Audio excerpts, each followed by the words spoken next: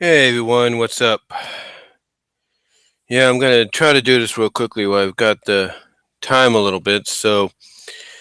But yeah, you can see the title below, and it's not really much of a surprise, I don't think, to anybody that, well, basically, the overall consensus when it comes to Scooby-Doo and the Curse of the 13th Ghost, and believe me when I say this, I have not yet watched the entire movie, but I will eventually. Um, But the overall consensus from what I've seen and heard is the movie sounds like it's enjoyable overall. It's an enjoyable, nostalgic trip for a lot of fans. It's got great references, got great characterization, it's got the whole nine yards. However, and I say this honestly as a longtime fan of Scooby Doo, I'm not the only one, as the title will basically indicate. I'm not the only one that read about, heard, and probably eventually will see, if not already saw, that the last 15 to 10 minutes of this movie was dumb, was completely unnecessary. And I know I've harped about it many times already. Believe me, I know I'm not. I know some people might say, "Really, you guys are talking about that again?" Well, here's why people keep talking about it, okay? Here's why people keep talking about it. They keep talking about it due to the fact, that you promote this being the first of maybe two or three direct-to-video Scooby-Doo movies to tie in not just with the 2019 season of these direct-to-video releases, but to also tie into the 50th anniversary of Scooby-Doo. You're basically using this year's installment of direct-to-video movies to either create sequels to already established direct-to-video Scooby movies, or uh, to create conclusions to establish Scooby-Doo lore, like 13 Goes to Scooby-Doo. So, overall on paper, that sounds good. But Scooby-Doo and the Curse of the 13th Ghost, even though many people would say it was a decent entry into the direct-to-video Scooby-Doo movie franchise, and overall, until you get to the last 15 to 10 minutes, overall a decent movie. The overall consensus, and I know I say that a lot, and agreement though by a lot of people, is you cannot do a movie like this and then in the last 15 to 10 minutes basically nullify the fact that what it's based upon and what it's trying to conclude never really happened. I mean, it's one thing, ladies and gentlemen, it's one thing to come out and say, okay, we'll make an in-reference joke that Scrappy Doo doesn't exist in this franchise, which is why Velma said what she did.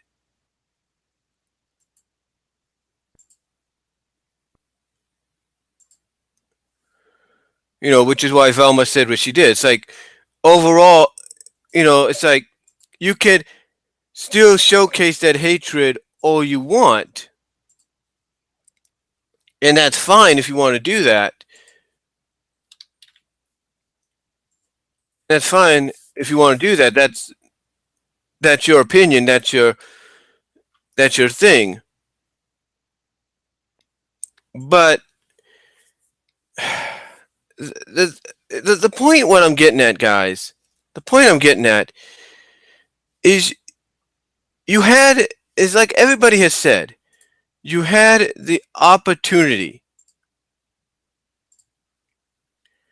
the opportunity to give a proper conclusion to one of the most underrated, some if not at times controversial series or uh, additions to the original Scooby-Doo run.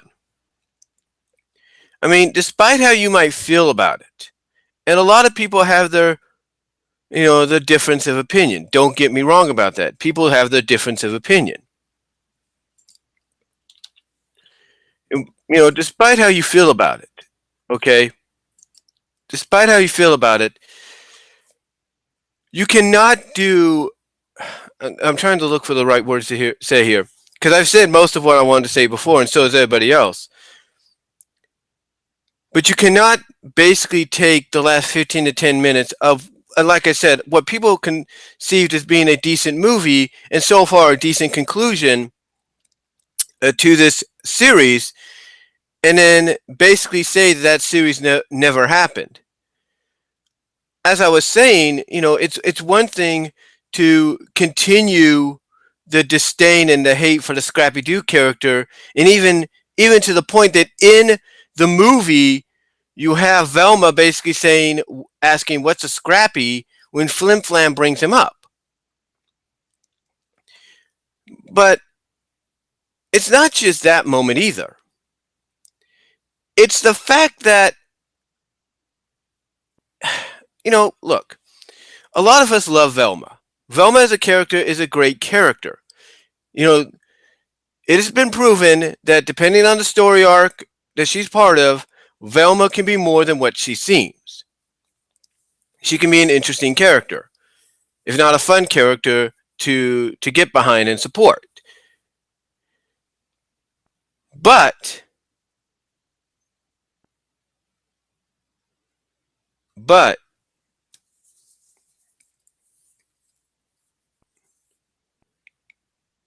here's the thing. Okay?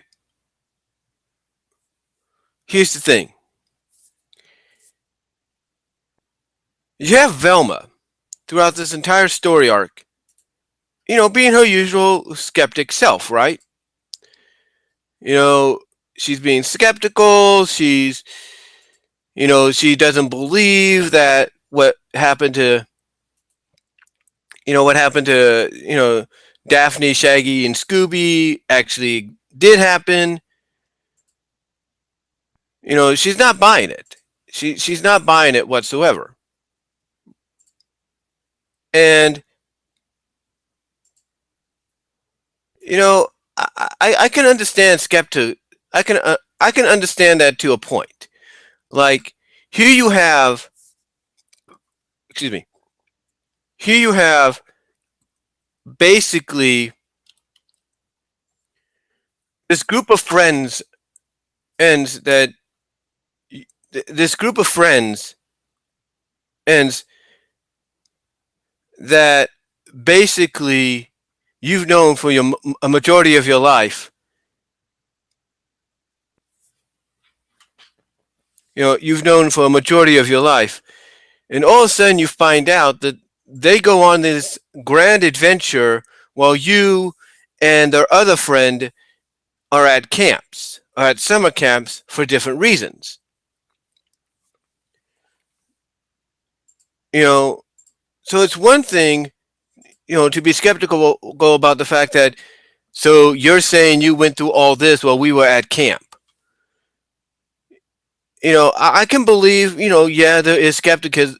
There would be people in real life that would be like, really, this is what happened to you guys while you were on your trips, on your summer breaks or whatever. This is what happened to you. Yeah, I kind of find that hard to believe.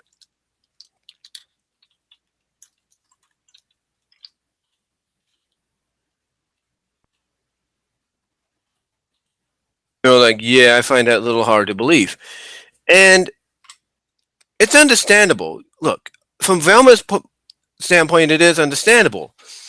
But there are moments in the film, from what people have said, that basically show that she does have a little bit, that she starts believing that there is something beyond just, okay, it could just be an illusion, it could be a hallucination and all that. It could be more, that there is more to that. It's obvious that she's starting to believe that there is more to what she is skeptic that she's being very skeptical of. But in the long run, ladies and gentlemen, in the long run, you cannot, how do I put this?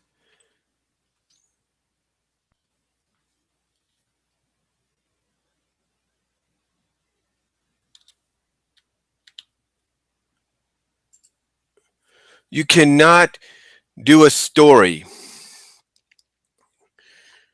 like this and have Velma be her skeptical self, have her basically start doubting that skepticism, and then go back to it because she starts seeing maybe areas of where certain things could basically lead her to that conclusion. You can't do that. Mostly, you cannot basically, and again, we all love Velma, we really do, as a character, but you cannot just have her be the one that you, through her, basically crap upon the series that this movie is trying to conclude. I mean, as I've said before, and other people have said before, even Y Boy on Toon Grin has said this before.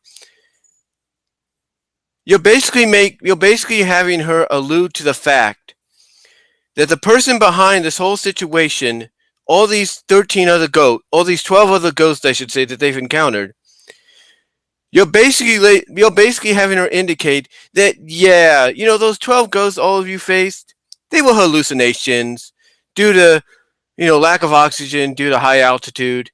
It's the Himalayas and all that. But yet, people like Toon Grin, and I know the long-haired creepy guy is going to probably talk about this. And maybe Tim Nidell, Saturday Morning Net might talk. Saturday Rewind will talk about this, and maybe the Clownfish, at Clownfish TV might talk about this. The point is, you how is that possible? You tell me, because even Toon Grin or Y Boy through Toon Grin basically visually exemplifies that, yeah, how can it be hallucination when that series started, they weren't just in the Himalayas, they were in the desert, they were in this part of the world, that part of the world, they were at the house. How is that all possible? And like I've said before, and a lot of people would agree, how is Daphne drinking wolfsbane and then along with the townsfolk turning into werewolves a hallucination? How is getting sucked into a TV or into a comic strip a hallucination? It doesn't make sense.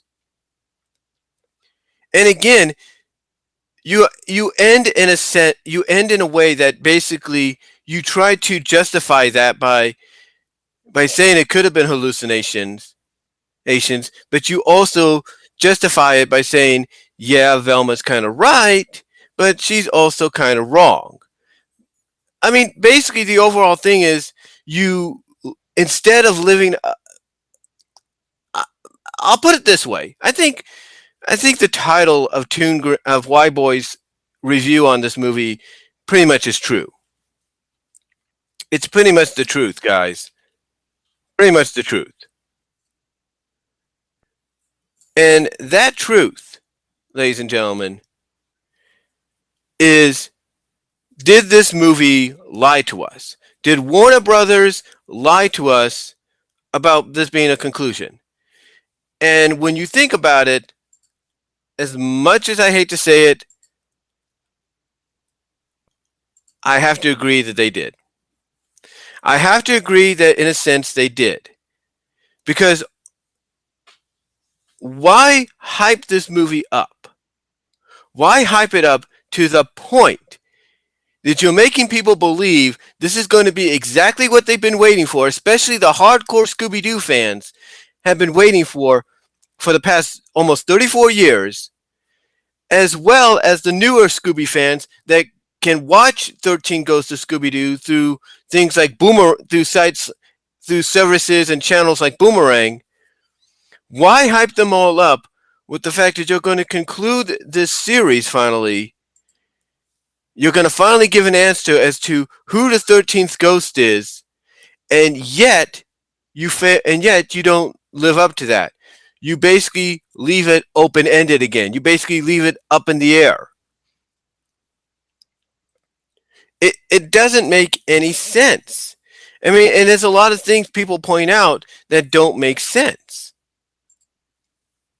And and that's hard to say, and that's hard to say when it comes to a Scooby movie, because sometimes, depending on how you feel about it, most of the plot points do make sense. They make more sense than I think anybody, has uh, the right to know, or the right to even have, or even realize. I mean, even if it's based on original concept, still it makes sense. It doesn't make you scratch your head and go like, really? So that's how we're gonna end it, or so you build up to all this for nothing. It's kind of like what My Little Pony: Friendship is Magic. We are in the last season, or going into the last season of that show. 9 years, 9 seasons. It'll be like if they decided to end Friendship is Magic a la Bob Newhart. You know, if anybody watched the original Bob Newhart, or even the original Dallas, everybody knows that both series kind of ended with one of the main characters, if not the main character, waking up and basically revealing to the entire audience that what we saw over the past several seasons was nothing more than a dream. It'd basically be like if the writing staff at Hasbro, at Allspark Animation, the writing staff behind My Little Pony: Friendship is Magic, decides to have Twilight wake up at the end of the series, or Celestia wake up at the end of the series, and be like, whoa, that was a weird dream, thus nullifying nearly a decade's worth of story. It would not make any sense. It would not make sense whatsoever. And that's kind of how you look at Scooby-Doo and the Curse of the 13 Ghosts. You're basically taking the last 15 to 10 minutes, and as everybody has said, you're using it to crap all over what this movie is supposed to be based on, or concluding, and basically saying that what it's concluding never really happened. And again, that doesn't make any sense to anybody, because you're basically saying, yeah, what Daphne and Shaggy and Scooby went through, it was all hallucinations. It was all due to lack of oxygen. Really? Really? That's what they want to go with, right? But yet, people can believe maybe one individual doing that due to lack of oxygen, and thus hallucinating and imagining thus seeing things and all that. People can believe one of the characters doing that, but not all three. And you're telling me Flim Flam, who joined them later on, who they met when they were going through there, was hallucinating too? You're telling me that?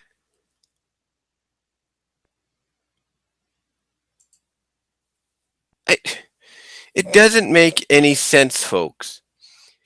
I mean, overall, the movie, for about 85 to 90% of it, overall, people enjoyed.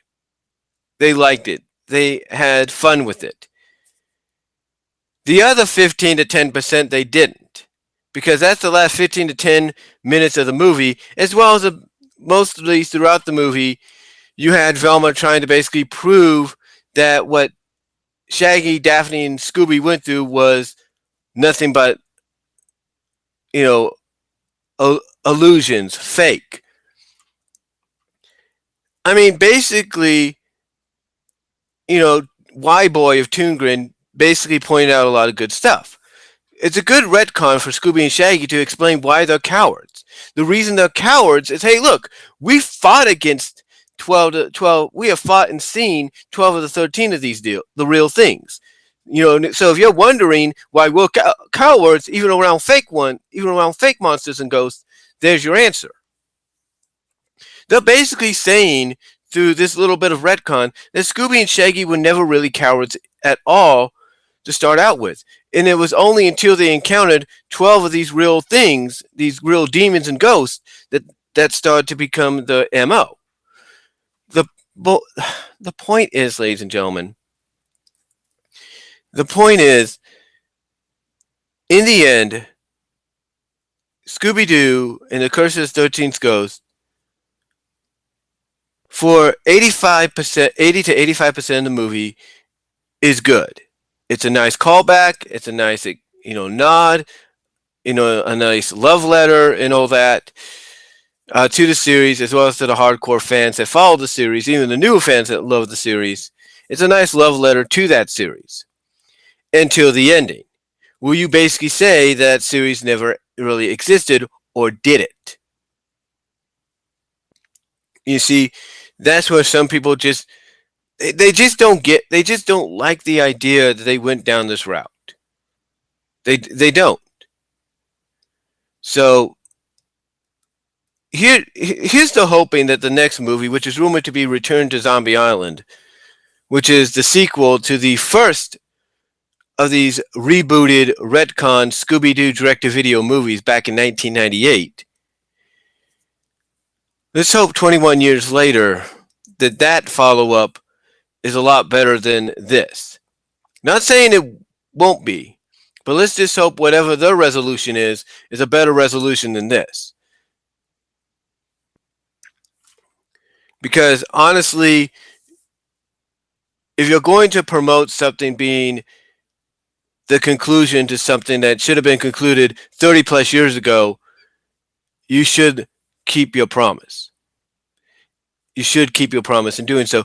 And there are people, believe it or not, that will defend, the movie's reasoning as to why 13 Ghosts actually didn't happen.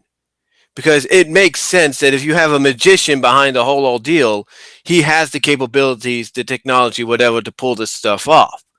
Like, people could say, well, maybe the guy gassed the house that Scooby, Daphne, and Shaggy were living in not once but twice, and made them think they got sucked into a TV or into a comic strip.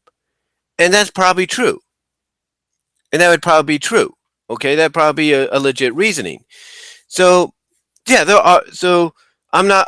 So in a way, you could probably understand maybe if you may. So maybe you could. How do I put this? You could probably understand the people that do kind of accept this ending. They kind of see the bigger picture, like, oh, I kind of see where Velma's coming from, deal. But do you? I mean, again, Y-Boy even emphasized this in his video, saying the ghosts were real in 13th Ghost, in the 13th Ghost of Scooby-Doo. And yet you're nullifying that fact by saying, yeah, they were hallucinations and illusions brought on by lack of oxidation due to, high altitudes and all that. Again, that doesn't make sense. I mean, for one character, maybe, not for three. So, but that's really all I can say, guys. I mean, I'm not saying the movie's not overall I'm not saying that the majority of the movie isn't all bad. It isn't. It probably isn't, and it's probably for most of it a nice love letter to the series and to the fans. But it's the last 10 to 15 minutes, last 15 to 10 minutes that everybody can do without. A majority of fans can do without. And I even said this in my Topics on My Mind video that I did, my 2 hour plus one that I recently did, that if you're going to do this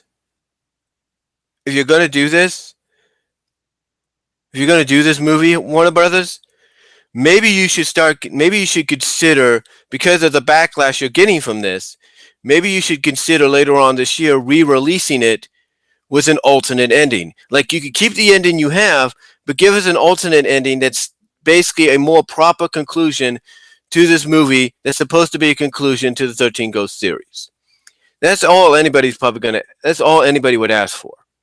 So, here's to hoping Return on Zombie Island has a better conclusion and continuation of that story arc than the ending for this movie did. So, That's all I'm going to say, guys. Let me know what you all think down below. Again, I know I'm not the only one that feels this way, that, they should have done better with this movie. But hopefully, maybe they might, down the line later this year, release and re-release it again with an alternate ending, which would make a lot of sense in my opinion. So let me know what you all think down below. Comment if you like. I'd love to hear from you guys. And I am out. God bless. Take care.